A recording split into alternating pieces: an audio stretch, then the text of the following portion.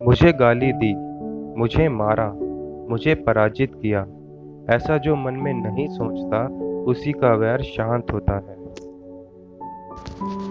हम ये मान सकते हैं कि शत्रु को माफ नहीं किया जा सकता, लेकिन उसके द्वारा पहुंचाई गई हानि को बार बार याद करके खुद को गुस्से में, दुख में डुबो के रखना ये भी सही नहीं। उसके द्वारा किए गए कार्य को आप पत्थर की लकीर न बनाएं जिसे मिटाया ना जा सके, बल्कि उसे रेत पर बनी लकीर की तरह समझें जो कुछ ही समय में मिट जाती है। और उस रेत की लकीर की तरह अपने शत्रु को भी भुला देना चाहिए, ताकि आप अपने बारे में, अपने आने वाले भविष्य के बारे में सोच सकें और उस जाल से निकलकर खुद को शांत कर सकें। संसार में रहकर संभव ही नहीं कभी हमारा अहित ना हो। संसार का यह स्वभाव ही है, यहाँ दुख और समस्याएं रहेंगी ही। जैसा आप आंखें खोले और आप सोचे कि वस्तु आपको ना दिखे, ऐसा हो ही नहीं सकता।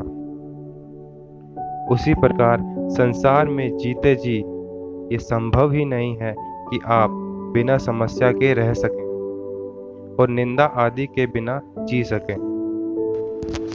अतः यह प्रयास होना चाहिए कि किसी के द्वारा की गई निंदा आदि के प्रतिशोध की भावना को अपने अंदर कम से कम समय टिकने दें।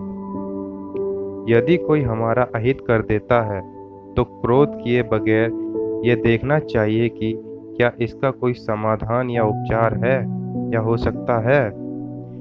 यदि संभव हो तो उसे बनाने और संवारने में अपनी बुद्धि को लगाना चाहिए।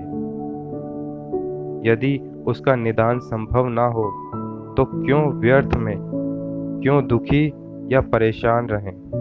उदाहरण के लिए, यदि आपके किसी मित्र ने आपकी कोई मूल्यवान चीज खो दी है तो उस पर गुस्सा करने की अपेक्षा उसे कैसे खोज निकाला जाए उस पर विचार करना चाहिए, न कि क्रोध कर और अधिक अपनी हानि करनी चाहिए।